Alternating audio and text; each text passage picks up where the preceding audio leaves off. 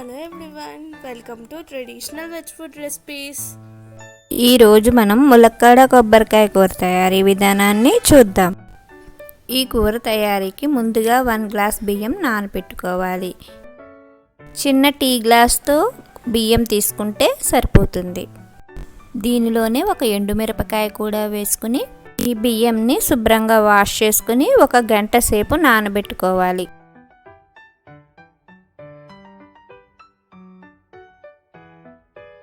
ఇప్పుడు 3 ములక్కాడలను చిన్న చిన్న ముక్కలుగా తరుకుని ఒకసారి ఉడికించుకోవాలి.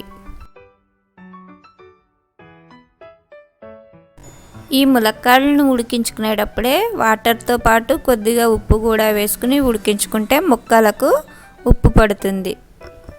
ముక్కలు ఈ విధంగా ఉడికిన తర్వాత స్టవ్ ఆఫ్ చేసుకోవాలి.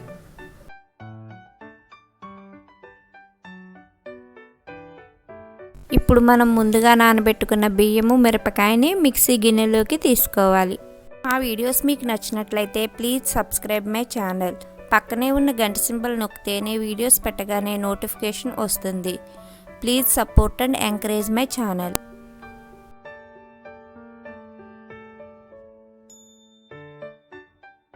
ఇప్పుడు ఒక కొబ్బరి చెక్కను తీసుకుని చిన్న చిన్న ముక్కలుగా కట్ చేసుకోవాలి.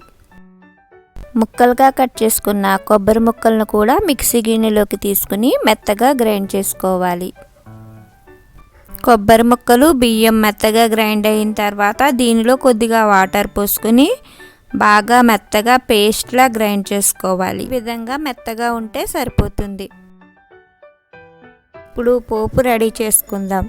ప్యాన్లో సరిపడినంత ఆయిల్ వేసుకుని 1 స్పూన్ శనగపప్పు, 1 స్పూన్ మినప్పప్పు, 1/2 స్పూన్ ఆవాలు, 1 స్పూన్ జీలకర్ర వేసుకుని ఫ్రై చేసుకోవాలి.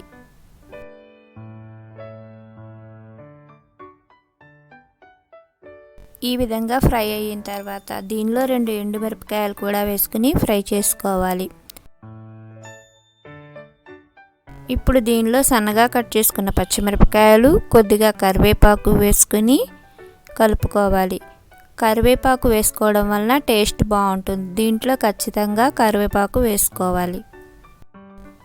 ఈ విధంగా పచ్చిమిరపకాయలు కరివేపాకు మగ్గిన తర్వాత మనం ముందుగా ఉడకబెట్టుకున్న ములక్కాడలు దీనిలో వేసుకుని కలుపుకోవాలి.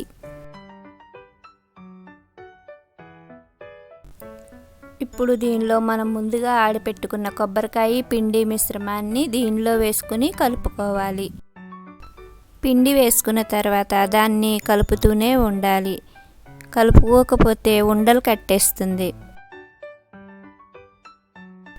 ఇప్పుడు దీనిలో కొద్దిగా పసుపు, తగినంత ఉప్పు వేసుకుని కలుపుకోవాలి. ములక్కాడల్లో ఉప్పు వేసాం కాబట్టి మనం ఉప్పు చూసుకుని వేసుకోవాలి. కమ్మటి కూరల్లో ఉప్పు ఎక్కువైతే బాగోదు, చూసుకుని వేసుకోవాలి.